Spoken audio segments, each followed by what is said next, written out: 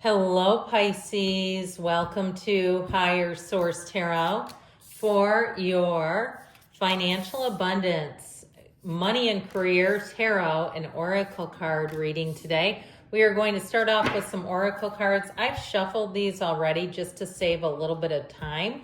I will shuffle the tarot. We're going past, present. I'm liking this. Future, that's looking great, and the advice. Okay, so let's see what the tarot can tell you now about money and career issues and items.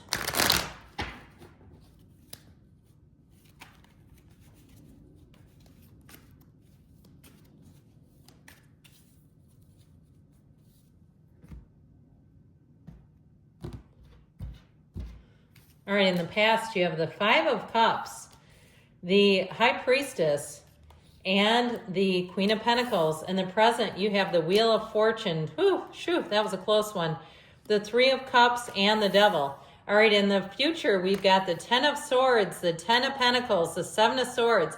So you may have to be careful. You do have a gain coming in, but you may have somebody who tries to negate it. We got to be watching for that. The tarot is your best friend who tells you the truth, and the cards don't lie. I do feel like, too, they're telling you you have a new opportunity, and I feel like it's one of those things where you need to let something end. Now, we have Pisces, Cancer, Capricorn, Scorpio, Aquarius, Leo, Taurus is here. And it appears we have all the elements, but I do like the kind of earthy energy that you have here. So with this inner peace, you have the card of abundance. Lucky times are ahead of you, along with good news, success, and prosperity. But I still feel like your good news is going to cause an exit.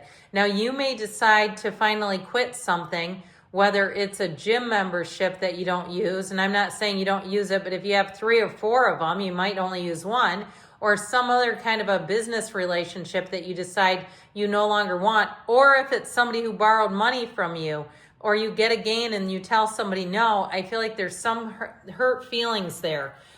Because I feel like you are going to have abundance coming in, but there's something about it that keeps kind of reverberating through the reading about somebody being kind of disappointed, which you actually have here with this Five of Cups. So if you've decided to cut somebody off, or even if it's at your current job where you give and give and give, and you finally decided, hey, you know what? I'm going to protect my own interests here. I feel like with that High Priestess, this is a great time to evaluate. It's taking everything in. You may have also, if you were given some kind of intel on a situation, whether it's a place that charges, their prices are better, or even in a job where they said, hey, so-and-so is leaving, you may have an opportunity for a promotion. With that Queen of Pentacles, you have new doors opening.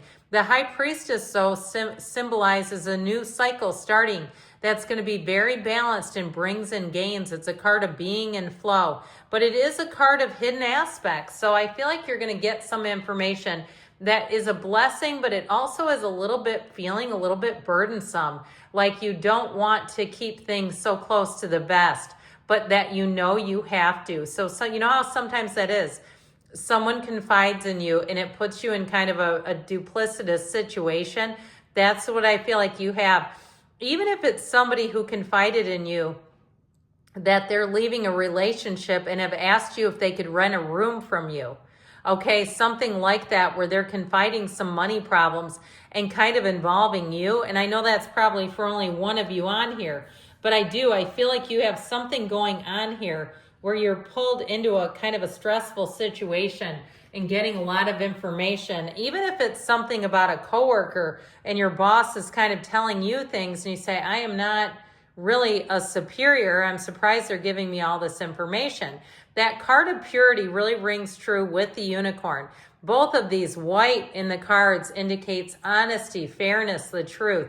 And so I just keep feeling like you're getting pulled into kind of an ethical dilemma here.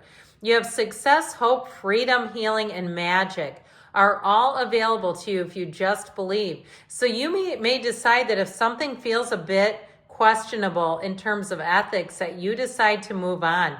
But I do feel like ultimately with the unicorn, it really is taking a path that stays true to yourself. It is a card of having success, and I also feel like this energy of freedom from anything that holds you back. And so with this energy, This is in the present here. With the Wheel of Fortune and the Three of Cups, you've got celebration. But I'll tell you what, with that devil energy, I feel like you have kind of a devil in your midst. So it could be even a coworker, like we talked about, who your boss is going to correct, and if they've been connecting with you about it. And I just feel like they're telling you to stay very professional. The devil is in the details. And so with that devil energy, it also tells us we have to face up to things, even if it's debt, because the devil represents materialism. It can also represent kind of using material things as coping skills, and those are buying stuff and overeating are not coping skills, okay? Those are ways of avoiding difficult feelings. Sometimes in recovery, we refer to those as the other drinks. They're not helpful. And so I do feel like there's something about making a new habit, making a new pattern. But I'll tell you what, with the Wheel being here and the Three of Cups, they are telling you that you have cause for celebration here. That Wheel of Fortune always brings in good fortune. It's never the wheel of misfortune or misunderstanding. The wheel also helps you know that things are about to pick up and get very busy. It's a symbol that the universe is pushing you along on your path of happiness and joy, and will continue to do so unless you fight it, unless you go back into some old behaviors with the devil.